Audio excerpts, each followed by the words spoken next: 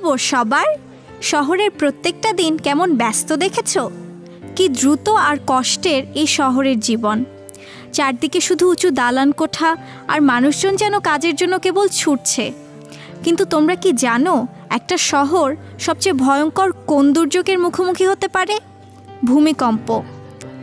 আর আজকে আমি শুনলাম টিচার ক্লাসকে নিয়ে কিভাবে ভূমিকম্পে নিরাপদ থাকা যায় সে বিষয়ে জানতে শিক্ষা সফরে যাবে। ওই তো সময় হয়ে গেছে, চলো চলো।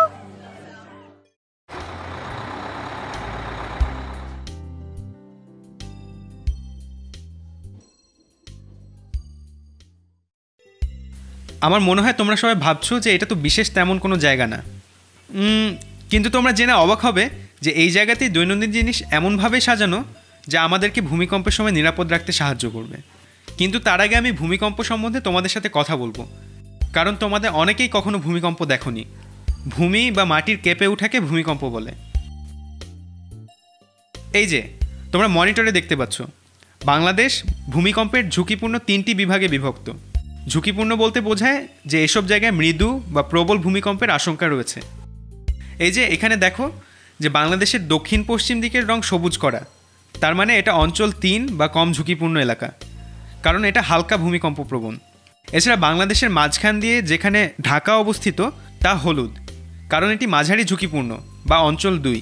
আর বাংলাদেশের উত্তর পূর্ব দিক যা কিনা অঞ্চল 1, এর রং লাল, এটা অধিক ভূমিকম্প প্রবণ এলাকা।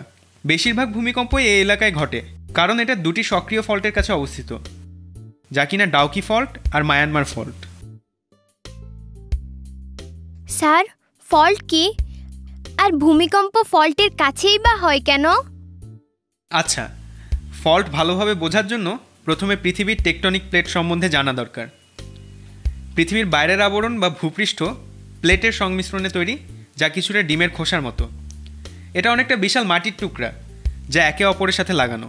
তো শিলার প্রশ্নের উত্তর হলো, ফল্ট হচ্ছে এমন এক জায়গা যেখানে এই প্লেটগুলি একত্রিত হয়েছে।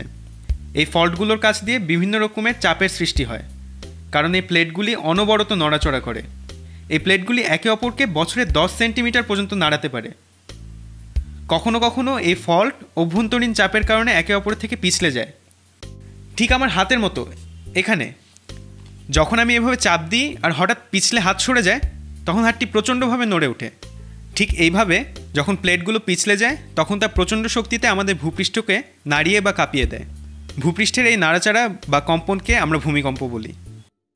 ভূমিকম্পের এই ভূপৃষ্ঠের নাড়াচাড়া কিন্তু বাড়িঘর, রাস্তাঘাট এসব ভেঙে দেবার মতো শক্তিশালী হতে পারে।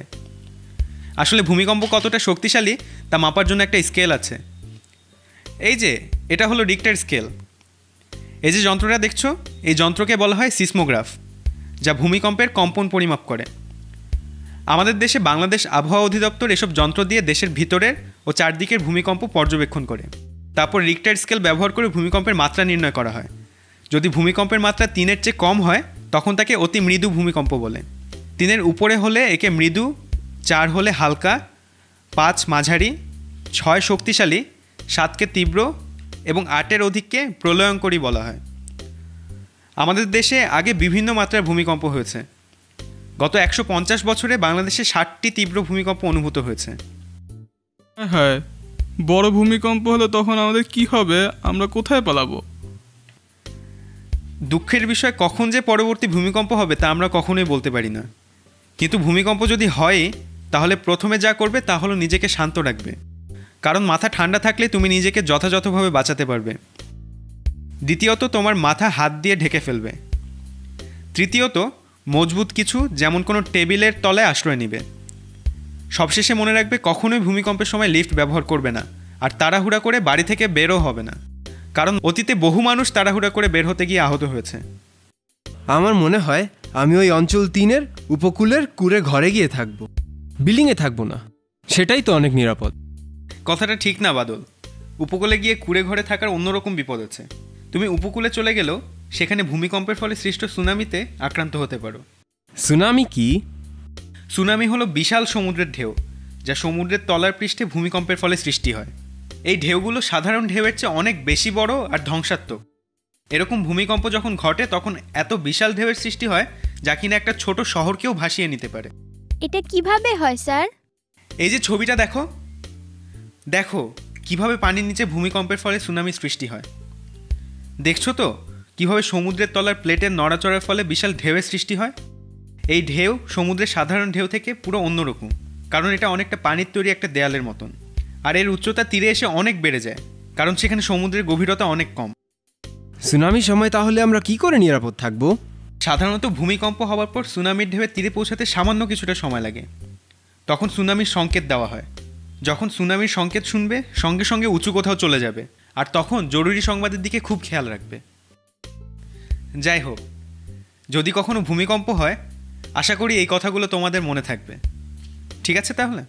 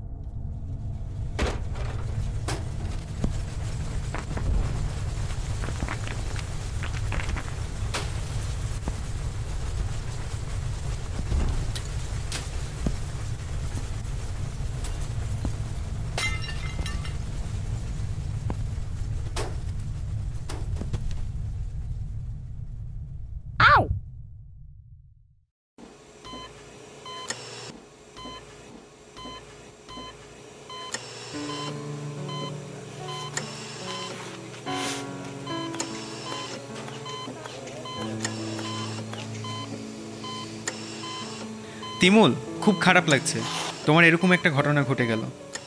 যাক, আশা করি তুমি খুব তাড়াতাড়ি সুস্থ হয়ে উঠবে। স্কুলে দেখা হবে, ঠিক আছে? আমার ভুল হয়ে গেছে, আমি ভূমিকম্পর জিনিসগুলো খেয়াল করে শুনিনি। যদি খেয়াল করে শুনতাম তাহলে এগুলো কিছুই হতো না আমার। আর আমিও বাবা মাকে বলতে পারতাম কিভাবে বাসাটাকে নিরাপদ করা যায়। তিমুল, এরকম তো হয়। ভবিষ্যতে তুমি ভালো করার চেষ্টা করবে। খুব শীঘ্রই তোমার সাথে স্কুলে দেখা হবে। তোমরা তো আজকে অনেক কিছু শিখলে। মনে রাখবে, ভূমিকম্প হলে প্রথমত শান্ত থাকবে, দ্বিতীয়ত হাত দিয়ে আমাদের মাথা ঢেকে ফেলতে হবে, তৃতীয়ত আমাদের শক্ত আসবাবপত্রের নিচে আশ্রয় নিতে হবে। ঠিক আছে, এখন যাই। ভালোভাবে শিখো সবাই।